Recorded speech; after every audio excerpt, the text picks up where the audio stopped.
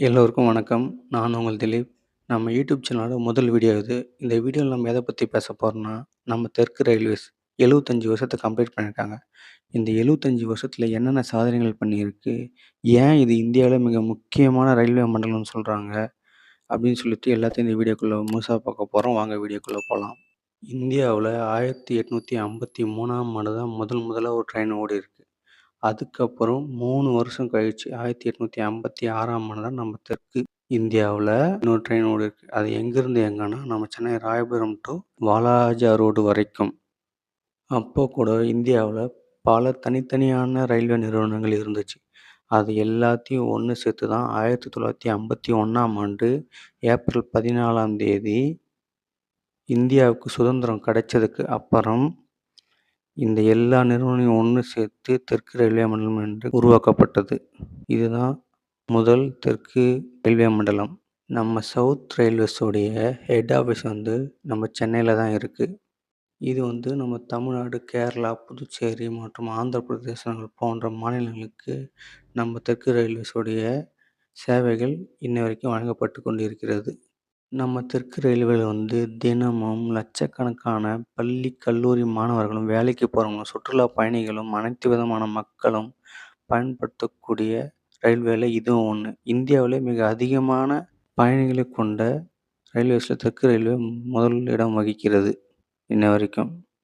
1951ஆம் ஆண்டு ஆரம்பிச்சு இப்ப வரைக்கும் நம்ம தெற்கு ரயில்வேஸ் வந்து பல வளர்ச்சிகளை அடைஞ்சிருக்கு. என்னென்னன்னா, ஃபர்ஸ்ட்டெல்லாம் பழைய ரயில்வேஸ்லாம் நீராவி இன்ஜின்ல ஓடும். இப்போ வந்து எல்லாமே எலக்ட்ரிக்கல் மாறிருக்கு. குறிப்பா சொல்லணும்னா நம்ம வந்தே பாரத் போன்ற ரயில்கள். எல்லாருக்கும் தெரிஞ்ச விஷயம் தான். ஆனா இவ்வளோ வளர்ச்சி வளர்ந்துருக்கோம். குறிப்பா சொல்லணும்னா, இந்த ஆன்லைன் டிக்கெட் புக் பண்றது, இதுக்கான தனித்தனி ஆப் இருக்கிறது, யுபிஐ வசதிகள், பல ரயில்வே நிலையங்கள் வந்து எஸ்கலேட்டர் இருக்கிறதும், லிஃப்ட் இருக்கிறதும் பல வளர்ச்சி அடைஞ்சிருக்கும். ஆனாலும் இப்போ வரைக்கும் ஒரு சில கிராமங்களிலும் சரி, ஒரு சில மாநிலங்களிலும் நம்ம தெற்கு ரயில்வேஸுடைய ரயில்வே நிலையங்கள் அத சரியா பராமரிச்சா இன்னும் நல்லாயிருக்கும். இந்தியாவிலே மிக முக்கியமான பழைய ரயில்வே நிலையங்கள்ல ஒண்ணு நம் நம்ம சென்னையில இருக்கிற ராயபுரம் ரயில்வே நிலையம் தான்.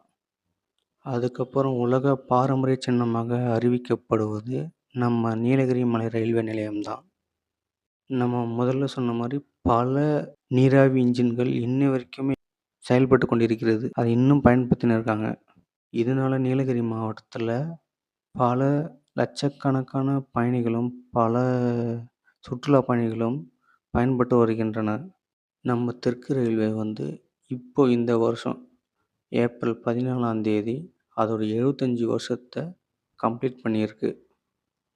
அதையொட்டி பல சிறப்பு நிகழ்ச்சிகளும், வேலை செய்யும் ஊழியர்களுக்கு விருதுகளும், விழிப்புணர்வுகளும், பல கண்காட்சிகளும் ஒரு நிகழ்ச்சியா நடத்தியிருக்காங்க. இந்த 75 ஆண்டுகளாக நம் எல்லா மக்களையும் பாதுகாப்பாக கொண்டு சென்ற நன்றி. இந்த தகவல் பிடிச்சிருந்துச்சுன்னா, லைக் அண்ட் சப்ஸ்கிரைப் பண்ணுங்க. இதுபோல பல வரலாற்றுச் செய்திகளையும், பல தகவல்களையும் தெரிந்து கொள்ள என் யூடியூப் சேனலை சப்ஸ்கிரைப் பண்ணுங்க. Thank you. அடுத்த வீடியோல பார்க்கலாம். பாய்.